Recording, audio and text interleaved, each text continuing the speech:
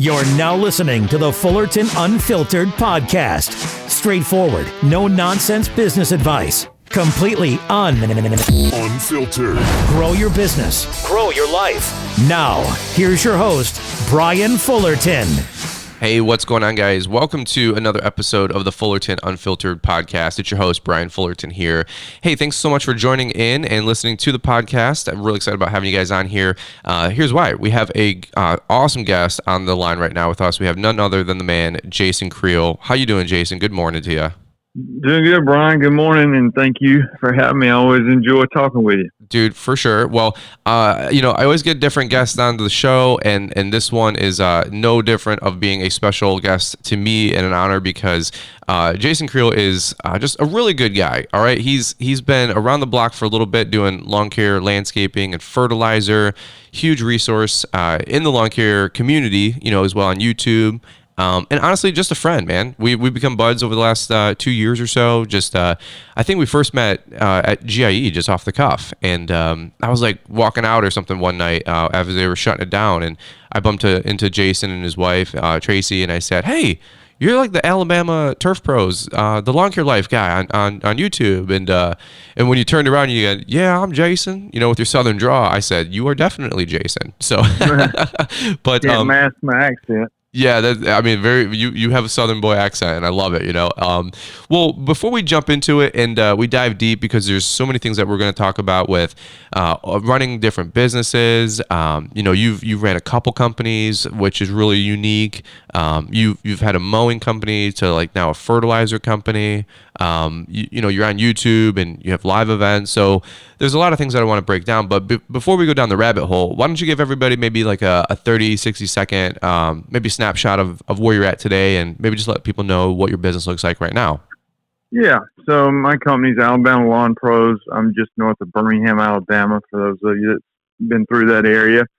And I am 6 years, starting my 6th year with my current company, which is actually my third lawn business, and it's going well. I'm kind of at that breaking point where I've got more work than I can do, but not really enough to hire a full-time person. So that means you either just work all the time or you get some part-time help, and then doing the YouTube thing, and just trying to keep it all together. But honestly, I think my business is probably healthier than it's ever been in my past. So I'm kind of optimistic and still real high bullish on the lawn care industry as a whole. Amen, dude. Well, I like it. And well, you're a family man too. You got 3 or 4 kids?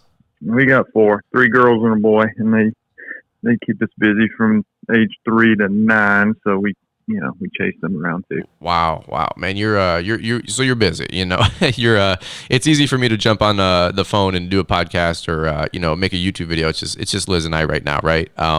Everybody always asks us, Jason, when are you guys having kids? I'm like, hey, relax. I said we're still practicing, okay? Get away from me. That's right. So, but we wanna go into that different season and do the family thing here. And everybody who's a family man, Jason, they're like, "What are you guys, insane?" And they're like, one of my friends told me, he said, if people with kids told people without kids what it really takes to have kids, the world would stop. He's like, the world wouldn't grow. So. Yeah, I tell people, parenting has been a bigger adjustment than getting married. Going from being single to married was obviously a transition, but parenting was a different level of that. And it was bad. I'm not saying it's bad. I'm not saying Right. marriage is bad. It's just being when you have young kids, you're pretty much on call 24/7. So that's the difficult thing. That's what we hear, man. And I'll be honest, every time Liz and I, we go to out to eat, we go to Applebee's or something, right? And there's a little, 6-month-old, 12-month-old baby out there, and it just starts doing its whining thing. It's like nails on a chalkboard. Liz and I, this sounds awful, but we're like, "You sure you want to do that, right?" Yeah. We're consciously entering into this agreement, right? And anyway, just having fun. But well, here, let's do this. Before we jump into it, let's hit the announcements, and then let's unpackage your story a little bit, man. I'm really excited about having you on the line. I don't want to ramble and take too much of your time. Want to get the meat of this conversation in. So let's do this. Let's hit the announcements, and we'll jump right into it. At Exmark, we've poured decades of leading-edge engineering and old-fashioned work ethic into our Laser Z, the pioneering commercial zero-turn rider more landscape pros trust. So now you can experience cut quality, performance, comfort, durability, and reliability beyond your wildest dreams.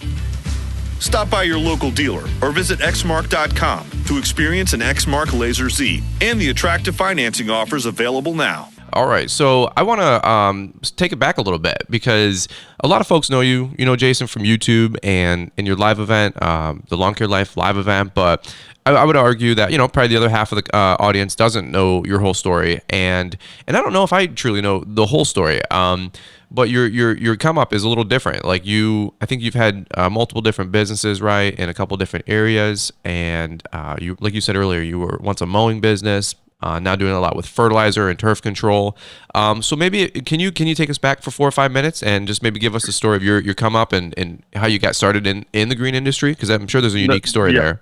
That's right. There actually is. I started my first lawn business. I think it was 2007. But before that, I went to college. I had about 15 horrible jobs. I did everything. I worked at McDonald's. I worked at Waffle House. Sure. Worked on old train cars, not like toy train cars, like real train cars. This guy would restore them, and we were trying to, make them better, make them back to normal, I guess. And then I worked at a bank doing like data entry stuff. I worked for the government. I worked for UPS.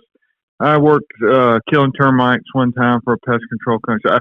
Anyway, I had like every job. They were all bad. Sure. I played baseball in Germany for 6 months and lived over there. And so anyway, when I came back from there, I was like, what am I doing with myself? I've got to get going. I mean, I'm just sitting here. I actually wrote a book called it's not available anymore. It was more of a paper than a book. But anyway, I wrote it and you can publish anything on Amazon. It was called The Minimum Wage Valedictorian because I had, I guess not boastful, but being a valedictorian in Alabama is not that impressive, just to be honest with you. But anyway, I was successful in school, graduated college, and I was literally had a minimum wage job. And I thought, what am I doing with myself? This is ridiculous. So I had always wanted to do something that I thought was bigger than myself. So I thought about joining the military. I thought about, I went to Germany. I thought about staying over there. It was a buddy of mine that was a pastor over there, working with him. And I came back and I was like, my third option was like, I might start a business, and so really how I got first exposed to it was a guy named Dan Miller. He wrote this book called 48 Days to the Work You Love, and it's been around a long time. He's like a business coach back 10, 15 years ago before business coaching was really cool. And so I bought his book. Actually, I've always won stuff. I won that perma-green one time at the GIE, and this. I bought his book, and he sent me a free GPS. I won the GPS drawing back when everybody didn't have Google Maps on their phone. So anyway, I just started my lawn business. He had reading the book kind of encouraged me to do that. And the reason I started a lawn business, I just didn't know what else to do. I thought this sounded like something I could do. So, and considering I had like 15 horrible jobs when I first started, I remember I landed an account that paid me over $1,000 a month, and it was very profitable. I mean, this was in the first few months. And I thought that would be, like a lot of my jobs, I didn't make that much in a month. I was literally making minimum wage. I thought this is the greatest business ever, And so, and I didn't mind working hard. So with that consideration, I kind of fell in love with it. I mowed for the 5th year in. I was approached somebody approached me about buying my business.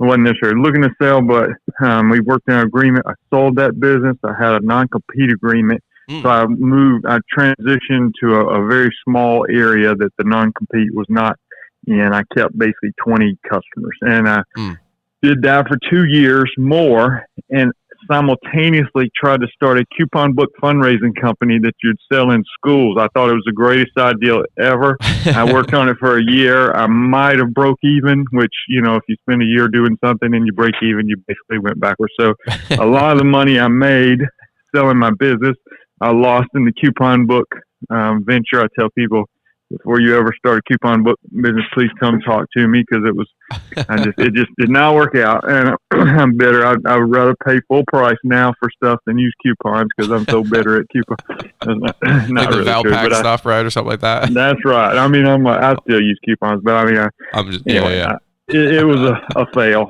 but I was still mowing. I had like 20 customers. Then we decided to move. So, you couldn't take my business with me. So I sold that business and then restarted where I'm at now. And when I moved and started what is now my third business, we started doing the weed control and mowing. And then 2 or 3 years in, I just went strictly to weed control. So, wow, interesting. It's been a ride. I think, gave me a lot of experience. And I think having all those bad jobs, while I regret it, I think I wasted a lot of time and good years. At the same time, also learned some lessons. I think it makes me appreciate a little bit what I have now. Yeah, well, I think you were way ahead of your curve, Jason. Because you listen to Gary Vee today, and he says you got to taste, you got to be like a wine taster, and you got to sample things in life. You got to sample good jobs and bad jobs. You got to figure out what you like, what you don't like. You got to work on teams, not work on teams, right, in different careers. And so honestly, dude, you're just ahead of the curve. Well, you know what I realized was, like, and this is not for everybody, but like I was a hard worker. I'm not like a terrible person. I showed up on time. I did, but what I basically came down to is I realized I'm not a good employee. And just because you work hard and show up, on time doesn't necessarily mean you're a good employee. And I think there was something always in the back of my mind thinking, I think I can do this better. I'm better than the boss. And I'm not saying that in an arrogant way, but I'm thinking I could do a better job than these. And they're not paid. I'm really thinking I'm not getting paid what I'm worth, but I don't know how to get a good job. And so I think it was just sort of my entrepreneurial spirit. And it just took me a while to discover that. And you were just restless, Yeah, I'm like, I hate this. Why do I have to work 40 hours a week and get paid this amount of money? What if I want to work 60 hours a week? Or what if I can work 30 hours and figure out how to make more? And so I just always was thinking there's got to be a different way than everybody has to go to work from 8 to 5 and make a set income. That's and I knew there was, but I just didn't come from an entrepreneurial family, so it was all different for me. But when I got a taste of it, and like I said, I made that one account that was paying me $1,000 to go cut this little entranceway. I'm thinking, okay, this is what I was thinking. I told you there was a better way. I just, I just had to find it. Well, it's like, being an entrepreneur, man, like, everybody's talked about it, in the last decade till they're blue in the face. But like, it really is a thing of, in my opinion, of, like you said, having that like square peg, round hole, right? And younger kids like me and you, when we're in school and we're fidgety and we're animated and we might not, do a lot of good book work. Usually those same kids test well because they're really good at answering macro situations. And so I would never study. I would never do, week to week work or, week to week quizzes, right? I'd bomb everything. And then I get an A on the test. And the teacher's like, how do you do that? And I'm like, well, you just were basically I could just look at the whole test and I'm like, well, it's a sequence, we're sequencing. And if I get the first 3 answers right, it just parlays into the other answers and all this other stuff. And it's just a different way of looking at it, like hieroglyphics or something like that. It's like a different language. But everybody always thought that I would, just like you, man, I would probably never amount to much. I was just always fidgety, like if you don't start focusing, you're never going to get a good job. And I'm like, I don't want a good job anyway. I kind of realized that scam at 16, 17, I was like, I'm already cutting lawns on the side as a teenager, making more per week than probably some of the teachers. Right. And so that's a whole nother story for a whole nother time. We're talking about you today. But I just say I can totally relate, it's just funny when you listen to another entrepreneur. It's like we're so different, but we're so there's so many common threads, And so I laugh and I'm grinning as you're sharing these stories because I'm like, yeah, I've been there. I know what he's talking about. So well, that's why, I like that you're the entrepreneur, title because they said so many lawn people don't see themselves as entrepreneurs. They're just a lawn guy and they're out there, But to me, it's like is it always going to be the same? Of course, it's not always going to be the same, and there's going to be challenges. But that's the entrepreneurial spirit is being able to adapt, and that we can talk about that with live events on YouTube. But to me, and you're doing the same thing, but it's like, yes, I can run a lawn business. That's one thing you can make a good living doing that. But how can I take what I already know and what I already do and figure out how to, multiply that in different facets? And so it's really just, and that's to me the entrepreneurial spirit. And what if YouTube dies tomorrow, which I don't think it's going to, but then, okay, we just adapt and do whatever else is coming up. And to me, you have to be able to adapt. So you can't be the video box rental store, the brick and mortar store there's actually one of those still right down the road from me up until about a year or two ago. That might be the last one of the planet, brick and mortar video rental store. Right. Well, and that's I totally agree, man. And the entrepreneur word and thing, I didn't make that up, but I love the entrepreneur idea. My idea or my interpretation of that is, dude, for sure, like you just said, like you can be an entrepreneur, run multiple different things and multiple different businesses. Like Liz and I, like we like real estate. Behind the scenes, we're going to be making moves and doing some things with that over the next few years. And because once you make money, I've learned you got to do something with it. And we haven't really made money until like the last year, and like more than you're out of survival mode, right? And so that's right. And I'm just a product of the system of learning everything from YouTube and folks like you and Stanley Dirt Monkey and all the people that comment. Like I've been pruned and molded and melded into like a better, faster, stronger, leaner, meaner version of myself. And so like, man, I do podcasting and YouTube videos to learn, just like you guys listen to them to learn. And so it's always a two-way street, I call it. And yeah, like I want to do, more things with my life than just always lawn care, And so it's really unique. But well, let's do this. I want to circle back because I think you have a really rich history with so many different perspectives, like we were just talking about. I don't even know if I'd ever consider, selling off my first business, let alone starting another one and or selling it if it was profitable, and then, starting another one. That's just it. You probably just say, yeah, that's my story. But to me, I'm like, oh my God, like how or what? There's just so many like little things there. And I always encourage people to follow you on YouTube and social media so they can keep up with you and ask you questions behind the scenes, because you're just a really, really smart guy. So let me ask you this. So when you're going into your second business, I think you said you started to look at turf management and turf control, weed control and fertilization, if you will. There's a lot of folks where I live that it's super profitable. We get a lot of the big national guys, right? The True Greens and the Scotts. But how did you decide to turn that corner from just being a mowing business? Because I'm a mowing business. Yeah. But I brought you into my event because so many people are like, why are you bringing Jason Creel in?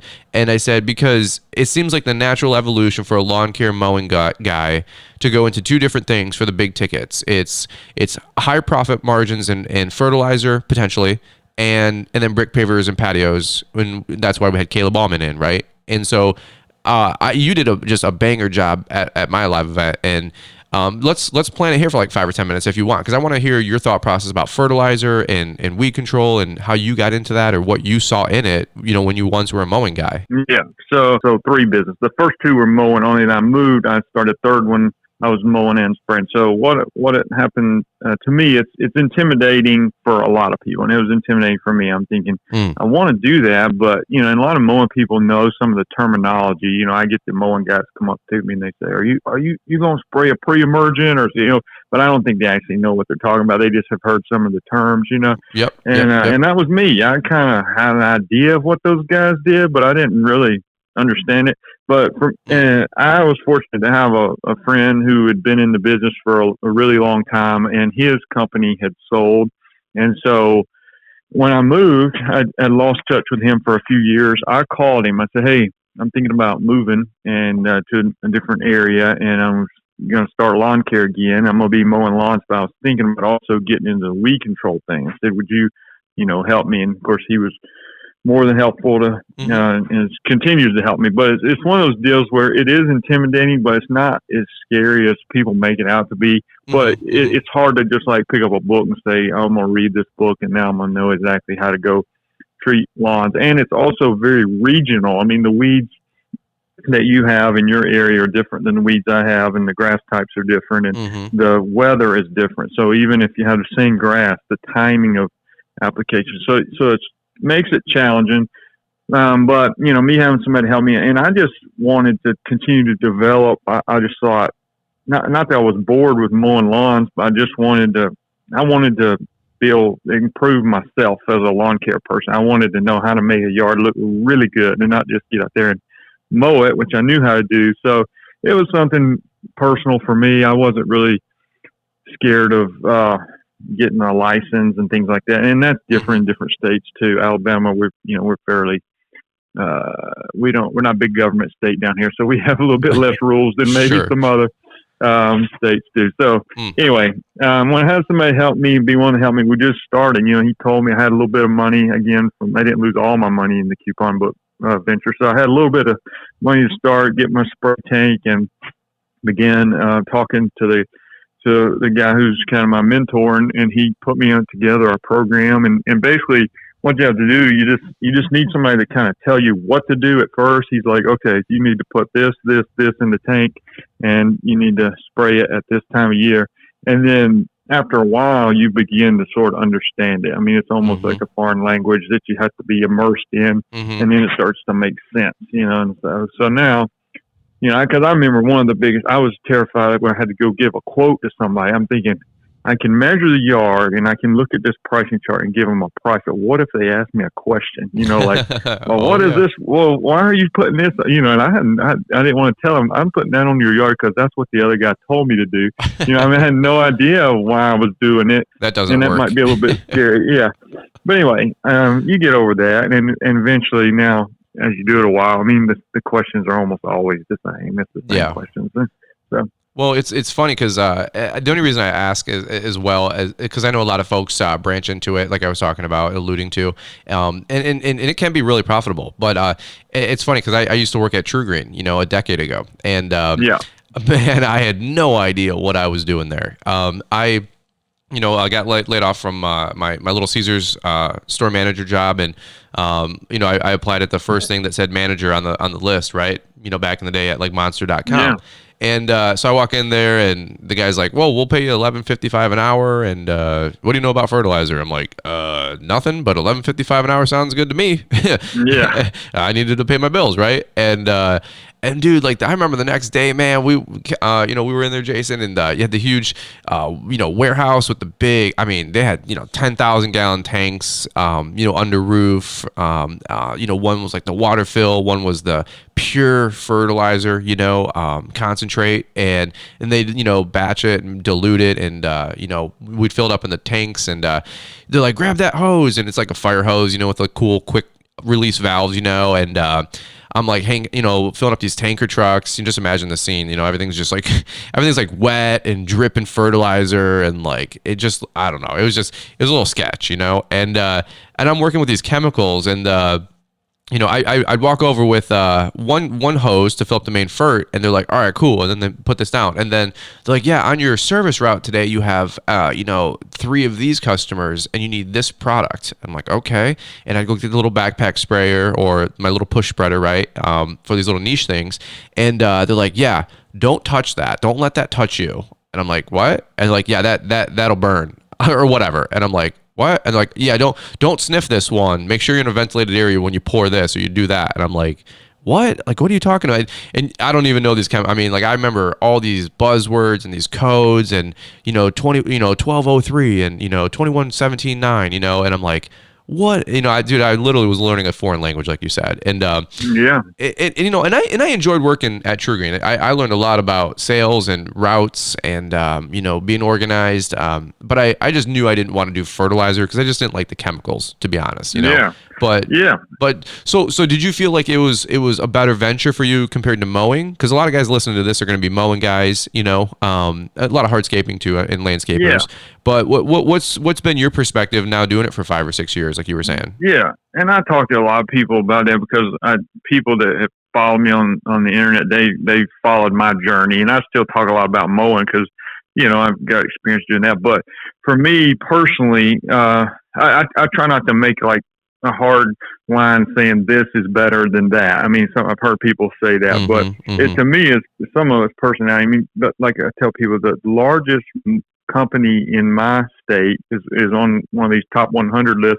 They make like $50 million a year, and they primarily mow grass. Now they spray and do other stuff too, but I mean they're mostly a maintenance company, and they're bringing in $50 million a year. Wow. So, but for small timers, I think it's there's pros and cons of both. I tell people all the time, it takes hundreds of customers to fill up your schedule with the spraying or the weed control and fertilization. So to me, if you're nervous about the marketing side or questioning your ability to get customers, or maybe you're just in a really small town and there's just not that many customers, or, I mean, you can pretty much look around and you can see there's just not a demand for the weed control industry here. I mean, in our area, almost everybody gets their yard treated, but some areas it just doesn't happen. And the more rural you are, the probably less likely that is. Sure. But that can be true for mowing too. But anyway, to me, the getting the customers was not a huge fear, because you can get 50 weekly mowing customers and stay pretty busy if a solo guy, but I needed 400 to fill up my schedule for spraying. So anyway, that kind of scares some people off. The testing scares people off. The chemicals might scare some people off. If those things are an issue. But as far as like sheer numbers, just looking at it from a business standpoint, a full schedule of weed control is more profitable than a full schedule of mowing most of the time. I mean, I'm sure there's exceptions, but like for me, it's definitely more profitable. That don't always even mean it's better, but when you look at one person can go out there with one truck, and the labor obviously is a huge expense in whatever you do. So you got one guy and he's got one truck with a tank on the back with a little Honda engine that sprays water, and that tank costs about what a nice 0-turn mower would cost, but it lasts for years and years and years and years, and it requires almost no maintenance. And so there's some real positives there. But anyway, the main positive is that guy out there squirting water can make $1,000 almost every single day. Now you got your costs, you got your the chemicals and stuff is usually 20 to 25% annually goes into your fertilizer and all your chemicals and things like that. But still, your labor is just, you would need a 3-man crew probably to generate that kind of money on the mowing side. So, and for us in the South, it's year round. It's year round down here, which is was a gigantic plus for me, because sometimes I felt like I made a lot of money mowing, and then I'd take half the winter off, and then I'd get hit with a tax bill, and I'm like, man, I don't know if I'm doing that good now. I mean, like, I was working New Year's Day. I was out there spraying yards. And some people think that's a bad thing. Maybe it is, but whatever. I'm just saying, like, I could work 7 days a week for the rest of my life, I guess, if I wanted to. I've always got work year round. I like it. I like it. Well, no, dude, I mean, I appreciate you being honest and sharing even some numbers too, because you really did break it down when you were up at our live event. We had the big screens, the projector screens, right? And you had like formulas and some best practices and some good numbers. And I was looking at it, and I tell people, I attended my own live event. I was sitting in the audience. I wasn't like, running around, trying to quarterback 17 things. I had one role. My role was to not do a thing. And the reason was I had a really good team, but I also wanted to learn. I wanted to learn from everybody. I was like, man, I'm throwing this live event out for you guys. I'm throwing my live event out for me. I want to attend. Yeah. And I remember, having you share, and you just did a really good job. And I remember like learning all the numbers, and then you did like, best practices, or like things to say or things to do or how to get into it. And I'm thinking like, it just literally, opened up that folder that was compartmentalized in my brain, right? Like a decade ago working at True Green. I'm like, dude, Jason is like saying stuff that I remember like yesterday. And wow, it's like things have changed, but things haven't changed. Right. And I just think it's really, really, really cool. Here's what I say. If you run a mowing business and you want to branch into fertilizer, I think it is a really, in my opinion, of course, a really good option, a really good segue. I just know that I want to stay focused for me personally on mowing and, run other business ventures, because, I'm not trying to grow the biggest lawn and landscape or, fertilizer, full service, maintenance business. But the guys that add it to their business, I know they clean up, right? Like you said, you need a good spray tank or a good Z spray. And I know there's like a bunch of different brands and different equipment out there. But it's funny. My friend Mike Bedell, he's a subcontractor of mine, Jason, and he does all my fertilizer. And it's funny because he does this. He's a full service maintenance company, a little bit more boutique. And it was funny because I was bidding out some commercial sites and some HOAs, and he was looking at my pricing for it, and I got pricing from him, but he's like, hey, if you want to do this and bid it, here's what you want to do, and then I presented him some pricing of what companies had in the past, and we're trying to work budgets, right? And up here in Michigan, people don't really want to take the time to get educated. As a customer, they don't care what you're putting down on their lawn as long as there's no dandelions and things are green, right? So yep. I'm sure you get the same kind of buzzwords, right? But up here, they're like, I just want no weeds and no dandelions, and I want it to be green and look like my neighbors. Okay, hey, for $45 a month, we're your guy. We can do that, right?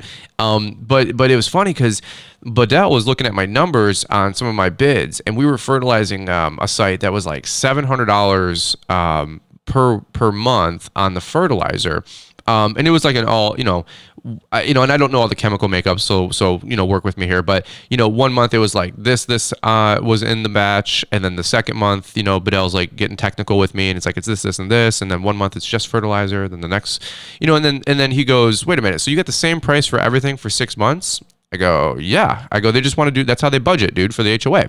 And he goes, okay. He goes, well, like at the first round, it's going to be like, pretty expensive for me to throw down with the chemical batch. He goes, but like batch 4 or, round 4 and like round 7 and round 6 or whatever. He's like, I got like $100 worth of product in that batch, that round. And I'm like, in that application. I'm like, really? He's like, yeah. I'm like, wait a minute. So you're gonna make $500 or $600 on that app? He goes, hey man, you did the pricing. so we're laughing and having a good time because we're both enjoying making money together, right? And I was like, hey, that means that on round 7 you're taking me to Applebee's that week, and so we're just having fun, but I know there's some good margin in it, is what I'm just trying to say. I know there's very good margins in it, and some people, you can skimp on products. There's different strategy out there. Some people kind of skimp on products, still get pretty good results. But I kind of went the other route and try to use really quality products that I feel like get superior results. One is just my competitors get really good results. So I can't just get mediocre results. So, but then two, I want to deliver a good result to the customer, and then I don't want what you don't want. And this is just a real killer, is if you get callbacks. So like you spray the yard, and then they call you 4 weeks later and say, oh, I've still got weeds. You got to go back for free. And that's just anyway. So I just went the route of using. And it's like you're saying, some rounds you're making really, really, really good profits. Some you make very little profits, but you don't want to just mix up your price every time. Like you wouldn't want to say to the customer, well, round 1 it's $85, round 2 it's only $20, because you just confuse everybody. That's the biggest thing here in Michigan, man. That we've noticed is that when you're doing something like that, you just confuse people. I'm going to do a video here talking about like 8 mistakes that lawn care owners make, and it might have already came out on YouTube by the time this podcast comes out. But I see people like they get really complicated with their pricing, and I'm like, no, dude, you gotta dumb it down like Planet Fitness style for your consumer, for your customer. Like every month is $20. Planet Fitness might renovate a whole section of the gym, but your membership isn't $90 that month, and then $18 the next month. Like it's 20 or 10. And so those are all those things that you have to learn about being a business owner. And if you're going to do fertilizer, you got to do it right. I'll say this, Jason, one thing that you alluded to, which is so true, and I can echo this, and I don't know if you want to weigh in any more on this one, but you talk about like service offering availability. Like where I live in Metro Detroit, it's all suburbs. It's all subdivisions. We get some pretty good route density with my mowing business. But man, if you there's nobody that doesn't get fertilizer, right? Unless it's like a condemned house or somebody's selling it, or maybe like a foreclosure, but that's 1 out of 50, 1 out of 100, right? So literally I'll see those I did this back in True Green. I wish I was making the money, but back in the day when I got my route list with True Green, it'd be like, all right, you're on, First Street. Let's do 2102, 2112, 2124, 2136, 2148. And I'm like, wait a minute, that's the next 4 houses all in a row. And you know, I would just literally pop the tanker truck literally in the middle. I had you know, a 300 400 foot hose or whatever it was, and man, I would spray that whole, I mean, you know, the whole acre, you know, basically of these 4 homes, and you know, do like $160 in, you know, maybe a half hour. And I was like, dang, that's what's up. And so if you're in those like prime markets, I don't know if you can weigh in if you get some stuff like that, but that's what I see. Oh yeah. Mm-hmm. I saw one of my competitors. They had 9 in a row. I almost threw up on myself because I thought, and unfortunately, I told you, I said I had number 10. I stopped, you know, had to stop the madness. I got the 10th yard to break that guy up, or he took over the whole neighborhood. But yeah, you make so much on those. It's just, and that's what, if people are, and you were mentioning others about getting into the weed control, if you're already mowing or adding on. A lot of the business skills are the same. I mean, the route density is real important in mowing. It's also real important in weed control. Even though you're making good profits, you still can't afford to drive, you know, way out of the way to go do 1 yard. So, I mean, the route densities, the good thing is there's usually not as many companies doing it, so it's not quite as competitive as the mowing. I find it a little bit easier to get customers. Yeah. But yeah. The companies out there like True Green and these big companies, they've got gigantic marketing budgets. So you're dealing with, I mean, I can't afford to send out direct mail 6 times a year, you know, and hitting people up and billboards across town saying first application's free and all that. So you're competing against big time companies that have, that are good marketers. But, you know, there's always a segment of society that doesn't want to deal with the big time company, and they want that local business that they know your family and that sort of thing. So anyway, there's always a market for that. But I tell people too, if they're ever, just to go back to what you had said earlier, if people are ever wanting to add on weed control, to me, let's say you got 50 mowing yards and you were saying, hey, well, I think I could start spraying 25 of those, would hire me to spray. To me, it's not worth it to do it small time. There's two, you got to do the licensing, you got to get extra equipment, and you got, you know, so it's just 25 spraying yards is, you're just not going to make anything, even 50, even 100, you know. So to me,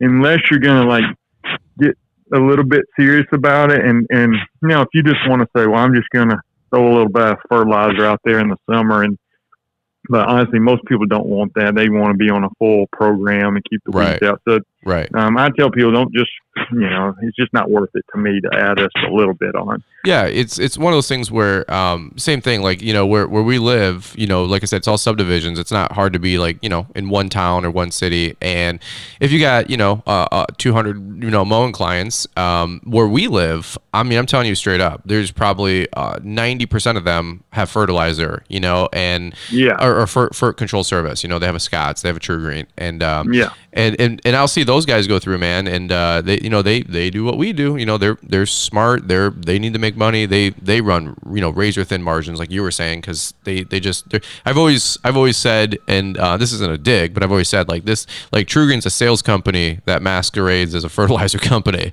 You know, they're a selling organization, and that's where I learned a lot of sales skills and tips. And but yeah, like, I'll see their guys go through, or we have a smaller business called Top Lawn, and, you know, I'll see their truck go through, and they're tagging 40 lawns in a day, just like I'm mowing 30 lawns in a day in the same sub, you know. And I'm like, dude, you been in here since 8 o'clock? He's like, yeah, man. You? I'm like, well, I left for lunch, but then I came back. He's like, yeah, dude, me too. and they're all really cool dudes. I love the FERT guys. We all wave to each other, because I mean, you have a good FERT, you know, guy that's managing the lawn with a good mowing guy, and that's going to be a beautiful, healthy lawn. And you know, at the end of the day, we all realistically, we need results, you know, and we are in business. And if that lawn's not green or it's not striped, you know, at least where we live, people are going to go find another option. You know what I mean? So. Well, let's do this. That might be a good little cork in it for both of us for fertilizer, and talking about your traditional business, because I know we can go down the rabbit hole for a long while, and I want to transition to talking maybe like YouTube and your live event, because, you know, like I said earlier, you're such a plethora of knowledge, and you know, if people already, you know, probably enjoyed the first half of this, you know, first 40 minutes of us catching up and talking about your business and your background and mowing and FERT, you know, you have a huge social media presence where you've thrown up on the internet in a good way, like I have, with so much resource and videos and information and YouTube. I don't know last I looked, but I know you have, 4, 5, 6, 7, 800 videos probably on YouTube, which is just crazy talking about all this stuff at length. You know what I mean? And there's a story there. So if I still got you for a few more minutes, you want to go down that rabbit hole for a few, and then we'll talk about social. I'm good. All right, cool. Let's do this. Let's take a quick break. We'll shake it up and hear from the announcements, and then we'll dive right back into it. At Exmark, we've poured decades of leading-edge engineering and old-fashioned work ethic into our Laser Z, the pioneering commercial zero-turn rider more landscape pros trust. So now you can experience cut quality, performance, comfort, durability, and reliability beyond your wildest dreams. Stop by your local dealer or visit exmark.com to experience an Exmark Laser Z and the attractive financing offers available now. We got about 15, 20 minutes that we can land here, because then we'll be at about an hour. And I told Jason I want to be super respectful of his calendar, because, again, he's got a family and he's busy and always stuff going on. But like I said earlier, by the way, thank you so much for taking the time to jump on the podcast, to make yourself available. I think I shot you a message like 2 days ago, and you're like, yeah, dude, Friday morning works just fine. And I was like, what? Like, dude, that's crazy. Like, thank you. Like, I don't take it for granted that people are busy and run like real lives. Everybody thinks that we do YouTube full time. I'm like, no, dude, we like squeeze this in nights and weekends. And, I'm in my garage this morning at 8 in the morning here, with my little space heater, So, but let's talk about YouTube, man, because it's crazy. How much the world has changed, right? 10, 15 years ago, I would imagine when you were getting in the business, and I was starting my little mowing business, there was no such thing as, YouTube or Instagram or live events. Okay. There at best you had like textbooks and farm books. You had your 3B, your 2A, your little farm books, back with fertilizer. I don't know if you guys get those and whatever. That's what we get in Michigan. And we had like maybe Lawn Forum and Lawn Site or whatever. I had the like little Gopher guy, Go For It guy. Back in like, internet 1999. Yeah. And I remember that guy. Yeah, and it's like we didn't even have access to this stuff, and so I always say, Jason, like my business model's philosophy was throw mud up against the wall and see what sticks. Like everybody knows that's like a meme and a motivational saying nowadays. Like, don't do that. And I'm like, okay, well, that's what I did for a decade before I even found YouTube, where I call it like Brian's Lawn Maintenance 2.0, right? So there's such a rich history with all this. And I want to ask you, like, what got you onto YouTube? Now, what was it business? You're like, hey, I've heard people can make money with the internet. Was it, hey, I just want to, give back? I was talking to, I think it was Johnny Moe the other day, and he was just like, man, I wanted to give good business advice after doing this thing for 20 years. I just wanted to pay it forward. I'm like, dude, I respect that. What was your MO for jumping on the internet and putting your neck out there and making these videos? So I've been, I guess I was one of the earlier adopters of YouTube. I mean, as far as the lawn care community, I've been on there maybe 8 years or so, but I didn't take it too serious for a long time, honestly, because I didn't know what I was doing. But the reason I did it was I had a friend that was in the real estate business, and I'd always kind of thought about the internet, of like the power of the internet in those, and I was thinking, but I never could figure it out. Mm-hmm. Well, I have a friend, he was a real estate agent, and he told me, he said, hey, I get about 95% of my leads from the internet. And I didn't, know exactly what he meant, but I started kind of dabbling in SEO and figuring out what he meant by that. And he was talking to me. And so, he said, he does videos. He said, you should do some videos for, lawn care, basically to help your local lawn care business. And I said, okay, that sounds good. And so I borrowed his camera. I don't think I had a good camera at the time. And I went out there, and he told me this, and I don't think this is true anymore, but at the time he told me, 10 mediocre videos is better than one good video. I would sort of disagree with that at this point, but maybe at that point it was true. So I borrowed his camera, and I think I actually went out there and just shot 10 videos. They were probably all terrible, but I remember the first one I shot, I think it's still up on YouTube, how to make money, how much money can you make in the lawn care business. And I was sitting at a picnic table in my backyard, and I had about a 2-minute video. And anyway, my strategy is slightly different yours. And I'm not sure if this is good or bad, but as far as like your Brian's Lawn Maintenance and your company's Brian's Lawn Maintenance, I've tried to sort of keep my business separate from YouTube, even though people know that what my business is and that sort of thing. And which sort of contradicts what I just said. The reason I did it was to help my local business, and I think it has helped my local business in many ways. But that was originally why I started doing videos. And after, it was probably 4 or 5 years in before I knew that there was such thing as a monetization of your YouTube videos. I knew that you could make money on Google ads on a website, but I wasn't aware that you could turn the monetization on.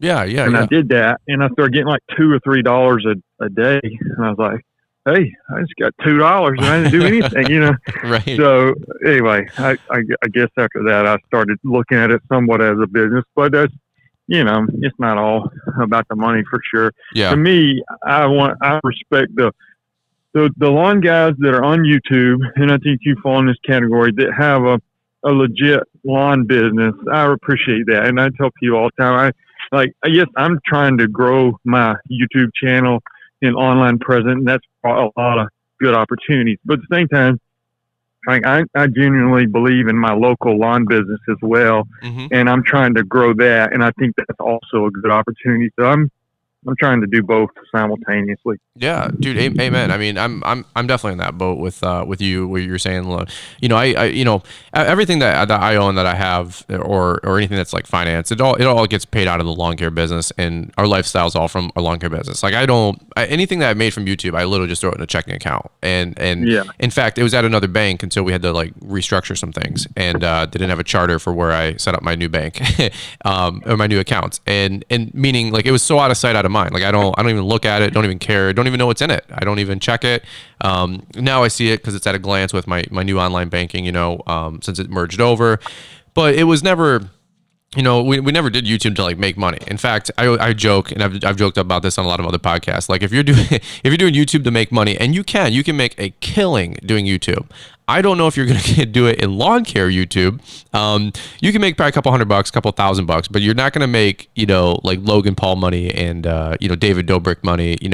Like I always tell people, like if you're going to do YouTube, go do like family vlogging, or, review videos, like tech reviews, or, do a Tesla channel, do something, do daily vlogging, right? But, lawn care YouTube, you might make $500, you might make $1,000 a month, but I don't, there's going to be breakout situations there, but for the majority of folks doing YouTube, it really, I know it is a labor of love and just a fun side hustle and pet project. And that's one of those things where, to take it back, like you just said, when you were doing YouTube, you were one of the first guys that I saw doing YouTube, because I know some of those old initial videos. You are one of those YouTube channels where, like, if you look at your most popular viewed videos, they're like 7 years old, and they have like 1.1 million views, 800,000 views. I know you have that pink lawnmower thumbnail that generated like 1 million views, and but you also have a lot of these videos like how much money can you make in lawn care per day? And I think it was like $485 in a day, right? I know that video. I have a really crazy memory, by the way. But I've watched that video where you are sitting on the picnic table. I know the one where you had the 2 zero turns side by side, and you had the fence in the background, and you're talking about the pros and cons of the 2 different mowers and the mower deck sizes, right?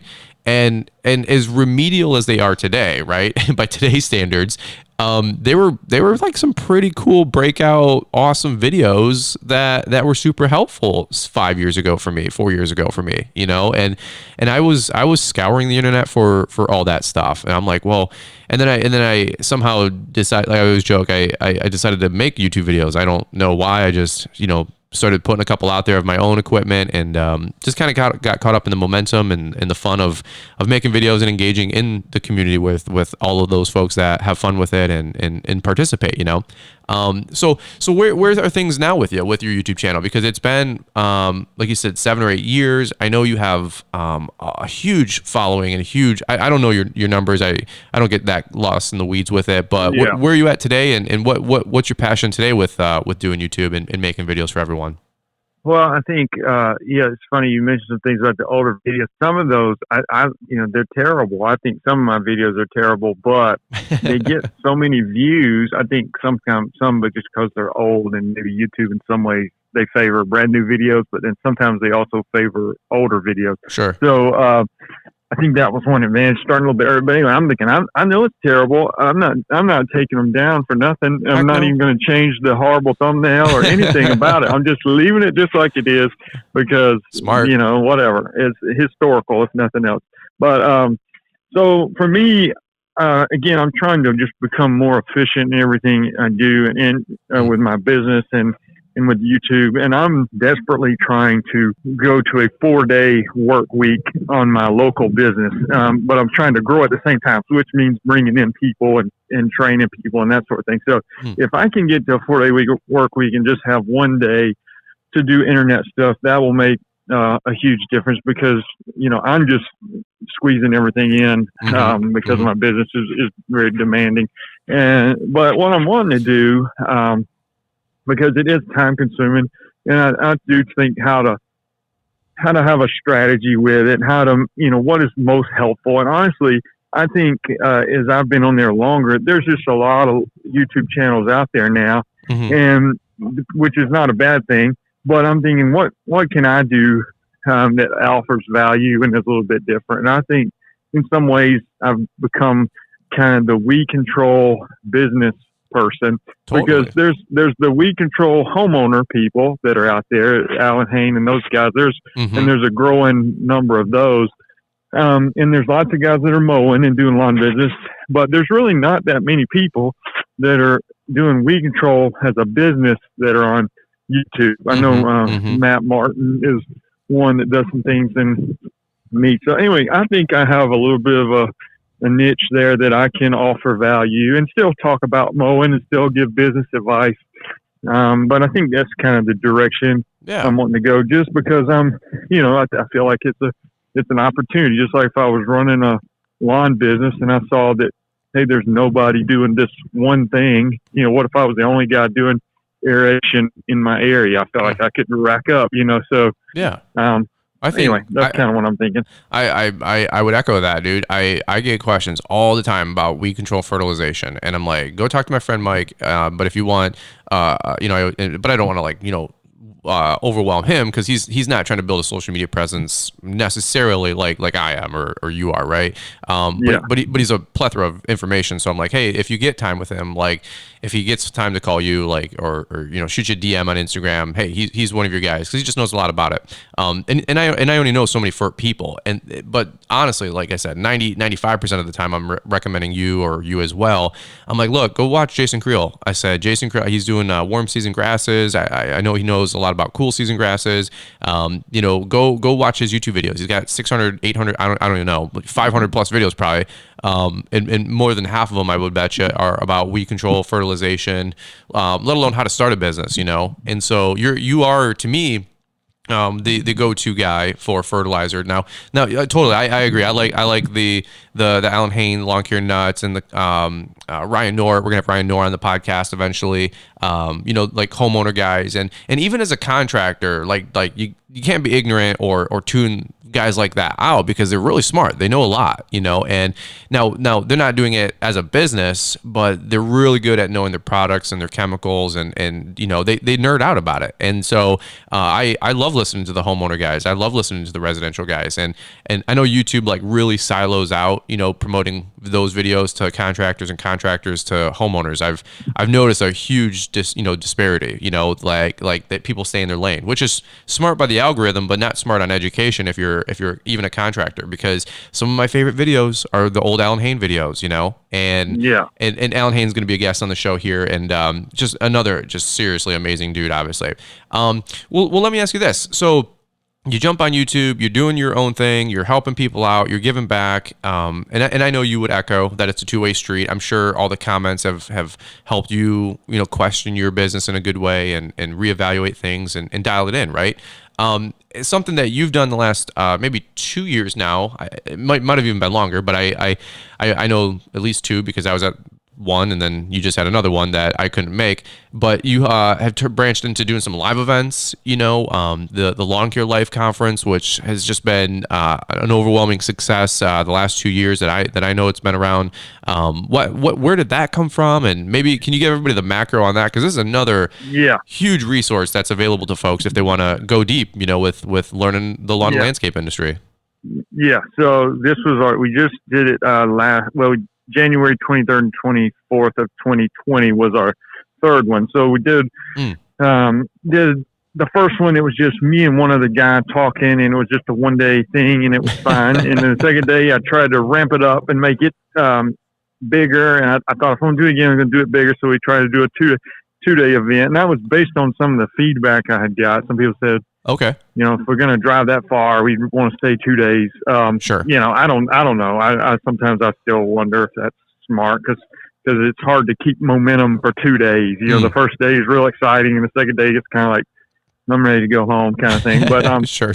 This year we did 2 day again, and it was get sponsors involved and everything, and it's become a fun thing. But how I got started in it, you're going to think this is a little bit crazy, but I think again, as an entrepreneur, you're just willing to try things. So we went to we mentioned earlier that I have 4 kids. Our kids are in a public school now, but at one point we were homeschooling our kids in the early days, and we went to this homeschooling conference that my wife wanted to go to. That's not exactly my thing, to go to a homeschooling conference. So sure. We go there, and you got all these breakout seminars. I think we were in Atlanta, Georgia, and I'm thinking these are boring. And there was one seminar that said something about home business or something like that. I forget exactly, but it was the only thing that I saw that looked remotely interesting. So I go to this seminar, and there's this lady. She talked 100 miles an hour, and she's talking about how much how her family worked. She homeschooled her kids, but they had all these home businesses and how they figured out how to make money at home and teaching their kids and everything. And so somehow I think I raised my hand maybe during the thing and asked a question, or went up to her afterwards. I can't remember. I think both. And I told her, I'm doing lawn care, and I've got some YouTube channel, and at the time I had, I don't know how many subscribers or whatever, but she said, she's like, oh, you got to talk to me. She said, I can tell you how to triple your business in your local lawn business. And she said, and then at the end, she said, come take your picture with me. You're going to be famous one day. And so she took her picture. Wait, she said, you got to do a live event.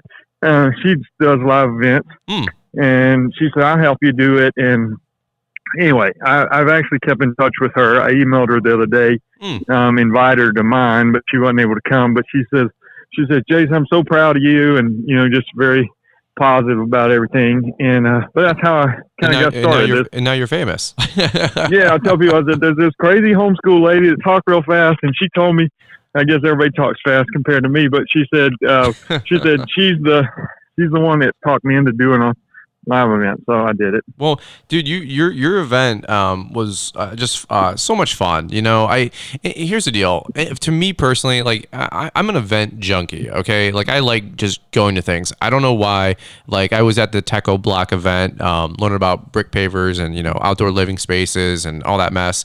And folks were like, "Why are you going to that? Like you're a mowing business." I'm like, look, dude, here's what I said, honest answer. I was like, it's free. There's some good hot dogs, and we get to go hang out, and I get to network and just see new things, man. Like, network and have fun. And, and sometimes you go to paid events, obviously, seminars and conferences, and I've been to tons of stuff where I get to network with folks. And, what you learn from stage, of course, is always critical, always vital. Especially if they have really good speakers, which, sometimes it's hit or miss, but most of the time it's above average, and you usually walk away pleasantly surprised. But I'll also say that a lot of the times, like the real meat comes from just being at like the round table that you're at with your peers, and just those low key casual conversations, that like, why are you doing this, or what's working for you right now, or what you know, somebody's like, well, I'm doing this, and this with marketing, and you're like, really, I've never heard of that or never tried that, right? And I call them like the little hallway seminars, right? You know, so you're going hanging out at break, you know, for a half hour. Everybody's, you know, stretching and using the restroom, and you know, you're just kind of spitballing with somebody that you might have never met before, you know. And sometimes those guys become buds and friends, you know, and you keep in touch with those people, and it's just a really good time to network. Like, I didn't know that this sounds kind of like militant, but it's something you should be doing. You know, it sounds kind of cliche, because when you're self-employed, you don't want anybody to tell you what to do. And here I am telling you what to do. But you get stagnant if you don't expand your mind and stimulate your brain. And I know live events have been huge for me, for my like personal, you know, people call it like self-help or personal development. Like, it's huge. And so anytime I see events on the calendar, you know, especially now we're talking narrow, we're talking in the lawn care landscaping industry even, you know, I go to them. I love checking things out. I mean, there's, you know, 4 or 5 events a year back at home where I go that I love networking with and just hanging out. You go to the GIE Expo, a little bit different theme.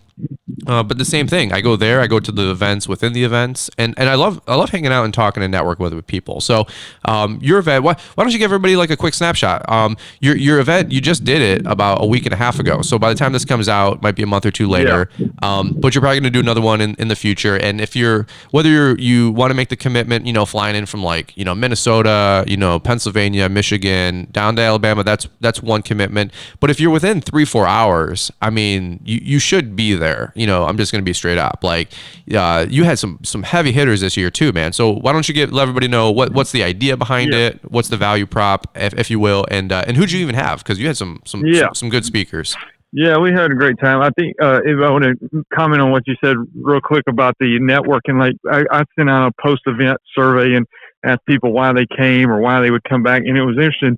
It was almost a 3-way tie for the first place answer between networking, the information, and then just motivation, you know. And it was kind of like those were the 3, you know. So not everybody's looking for like just the most dynamic information ever. Some of them are just wanting to be motivated, get their batteries recharged, and then some of them are wanting to network with other people there, you know. So I thought that was interesting. But yeah, we did the event, and as far as like the YouTube guys, we had Keith Kalfas. He was great as I got to know him, and just he really enjoys being on stage, and he enjoys just interacting with people and helping them. And then we had, of course, I spoke. I had my weed control mentor guy. He comes in, always kind of does the weed control segment. We tried to break it up this year, do one day that was for mowing and kind of business practices, and the second day was more dedicated toward weed control and fertilization. So the first day, Keith talked about marketing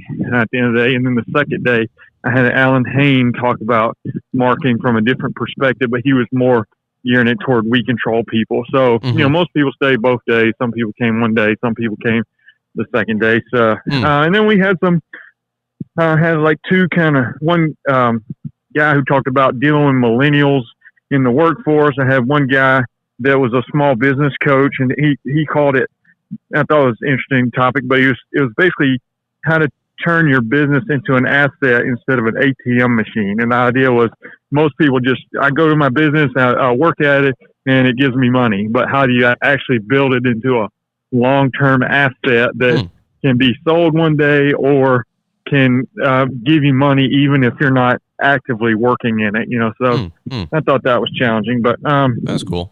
Anyway, we had good speakers. We had fun. We had an after party. We had lots of food, and you know, we got Skag and Gravy brought out mowers. So the second day, the weather was really nice, and we got out there and rode a bunch of big stuff around. Nice. Well, dude, I really wanted to make sure that we took 10 seconds to just plug it, because it's something that I know is one of your you know, your babies, your pet projects, if you will. And it's had tremendous success the last few years. And by the way, I got to do selfish plug. You did an amazing job when you came to mine. You nailed it out of the park. I'm telling you, we were joking before we hit record. Like, dude, you're. I don't know if it totally came out in this podcast because it's all, it's always a business, right? But dude, when you had 45 minutes to just roll and open up and get comfortable with the crowd, like most people don't know that. I know Jason Creel. Like, he's a funny dude. You are a funny man. You are a great communicator. I think you just have a good, aura and spirit about you, and you're just really approachable. You're just a really fun guy to hang out and network with. And at my event, I was joking before I hit record. You know what I'm about to say, but my mom is now the biggest Jason Creel fan ever. Like, she's like, that man is so funny. His jokes, his analogies. I don't know, because you're from the South, so we don't, you get a little bit different tongue, right? And so what you were just sharing and the jokes, my mom was just hooting and hollering, and so you have at least like a huge fan out there from Michigan, just so you know. My mom. That's right. Well, honestly, it's like some kind of personal development for me, and like a lot of us, there's very few people who just grow up loving being a public speaker, and I wouldn't say I love it, but it's honestly been one of those things I've had to kind of face that fear and think, I'm not going to just refuse to talk in public the rest of my life, and I've just always, for the most part, said yes to those opportunities, even though, and the more I've done it, obviously the more comfortable I've gotten, but sure. I kind of got to get myself amped up in those situations because, like, actually Dirt Monkey guy, Stan told me, he said, your normal energy level on a scale of 1 to 10 is like a 2. And I was like, man, come on, I'm like a 4 maybe. But anyway, he said on stage, he said, you were like a 6, man, like a 5 or 6. He's like, but he told me, because I was asking for feedback, he said, if you could keep it at a 7, you'd be awesome. He said, you don't have to be a 10 like me, because that's just not your personality, but like your energy level. So I took that. I thought that was really good advice. And so sometimes it's not acting. It's just, it doesn't matter what you have to say. Turn it up a little bit. If you don't have some energy about you and keep the audience attention, it's just going to go by the wayside. Sure. Well, I think you were in rare form, bro, because I think you were a 6, maybe 6.5. You know what I'm saying? Like you were.